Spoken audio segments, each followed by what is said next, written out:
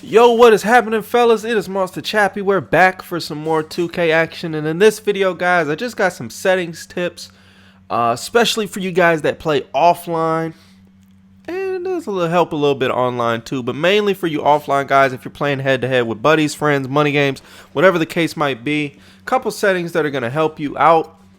So first and foremost, Hall of Fame simulation. That's what you need to be practicing on. When I play with my friends, we typically turn injuries off. Most people don't, so you can leave that on or whatever the case might be. But when you're practicing, I recommend you turn shot feedback on. If you're playing head-to-head, though, you're probably, some people play with it on, some people play with it off. Whatever it is that you're used to, go with that. But as far as practicing, I recommend having those on. And then if you're playing, you might have them off. Couple key settings here for your controller settings. This is something I recommend. I like to go pro stick absolute on defense, and then always for your automatic shot contest. That's absolutely going to be your best bet for defending shots and things like that, and consistently just getting the best defense possible without fouling. As far as off ball, I just go camera relative, but pro stick offensively and defensively, I again like to have absolute. That way, it doesn't worry which way the camera's facing. I know which move I'm going to get, and you just get a little bit more consistency, because sometimes you just miss the angle just a little bit when you have it on camera relative. But if you have it on absolute, you know which angle to use every single time to get whatever move you're trying to get. Now, as far as your coach settings, this will help you online and offline.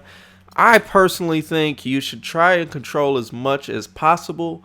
So I go timeout, substitution, points of emphasis. Everything is on manual. Offensive play calling, defensive play calling. Leave all that on manual because I like to be in total control. If you like computer running plays for you, things like that, that is all fine and dandy. But I think as you play at a higher level, you're going to want more and more control over all the actions of your team. Your player you're controlling, what your CPU, AI, other four players are doing, etc., etc. You just want as much control as possible, and that's going to do that for you. As far as late game fouling, this one, I actually like it on auto. Now, if I get into a late game situation where I am going to need this, I feel like auto does a better job than manual, because I feel like if you have to hit the button yourself, it takes a little bit longer, and that half second that it takes you to actually call for the foul is going to be enough for you to potentially lose the game, which is why I leave it on auto. However, if I'm in a late game situation and I don't want to foul, and I know I have this setting on auto, I will make sure I just hit pause and change it to manual because I don't want to foul. Now, two other key tips for you guys is the offensive play vision and the play call messages. This, to me, is purely going to be an offline tip pretty much, because online your opponent necessarily can't see your plays or what play call you're using or whatever the case might be. But offline, or if you're streaming, if you're a streamer and you don't want people lurking all the stuff that you're running, I recommend keeping these off. And I usually play with these off, honestly, almost 100% of the time.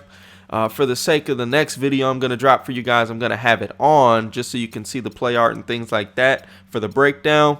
But as far as keeping your stuff secret, not knowing what you're, making sure your opponent doesn't know exactly what you're doing, because the worst thing is if you're running a play, it shows the little, pass to the next player, and the guy you're playing literally just uses it and makes it so you can't make that next pass, so the offense doesn't go through. I mean, that's tough. So you don't want your opponent to know where you're going next with the ball and things like that. So I recommend having your play vision off and even having your play messages off so they don't know exactly what play you're running. And just learn your play, know where you need to stand, all that fun stuff, because it's going to help you out in the long run. Otherwise, man, not too much else as far as that goes. I will get into some defensive settings that I like to use in another video. That'll be a defensive breakdown. As far as the plays go, within this, you can literally control your plays. The only time you can't control this as much as in my team, But if you're playing online head-to-head, if you're playing offline head-to-head, you can literally have access to every single play in the game. And so the offensive play I'm going to be breaking down in the next video is quick 3 drag, and you can see the play art right there. So you know when you run this play, you need to start at that particular spot where the PG is, and then the rest of the play just kind of flows. But you need to know that for all of your offensive plays that you run, which is why I don't recommend running like 20 different plays. You just want to master a few plays that are really good and have multiple options, multiple reads. That way you know where to start, you know where your reads are, you know who to pass to, etc., and then you'll have a lot more success. Now, as far as the accessing the rest of the plays in the game, if you want to see your plays over here, what they look like, you just hit triangle to toggle the selection, and then you can kind of see all the play arts as the plays work themselves out, what you're supposed to do, what it's supposed to look like, things like that. Pretty self-explanatory. To add plays, though, and subtract plays, and there's a few different reasons you want to do this. So, for instance, Draymond Green, this fist swing 34 is on the second page, which isn't that big of a deal. However, this cut 3 flex horns is on the 4th page, and when you're calling plays, you know, you may not want to toggle through 4 play screens. So you may want to put, you know, take out some of these plays. That way cut 3 flex horns is on the first page. I do recommend having 5 plays though on the first play screen. The reason being is because if you have it set up like this, the whole idea, if you're playing head to head, the whole idea of your opponent not knowing which play you're running, you might as well have your play call message come up if you only have 1 play there. So I definitely usually recommend having 5. At least that way your opponent has to guess a little bit if they are, you know, trying to figure out what play you're running because you're killing them with it. Have at least a few plays up there so it's not just 100% guess. At least make them do a little bit of work if they are trying to figure it out. Nonetheless, how you get to the rest of the plays in the game is you hit, once you're at this screen here, you hit R2 or L2. Either way, that takes you to edit playbook. And so from edit playbook, we can remove a play. You can remove, literally you can remove every play. You have to have at least 1 play, but you can remove all the plays. All right, you get the idea. You can replace a play with another play. So if I like this 61 go, bam, I can use that and you can replace a play. Another thing is you can just go hit triangle from here to go into the play catalog. And from there, you have access to every play in the game.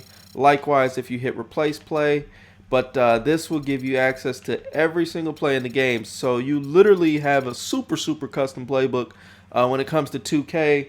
Is it a good thing? Is it a bad thing? I don't know, but you have every play in the game. You have access to it, except for in 2K My Team. In 2K My Team, you are going to need to know which playbook that this particular play is in. All these plays are in a playbook. To the most part, to my knowledge, I think every single one of them is, besides the play I'm going to break down. I could not figure out for whatever the life of me. I couldn't, whatever. Anyways, so all these playbooks and all these plays have a playbook assigned to them. So if you, for any reason, you love floppy tight, to figure out what playbook it's in, typically what I'll do is I'll just go into practice mode and change the playbooks until I see it. And then that way you know which playbook you need to buy for my team if you want to run that particular set.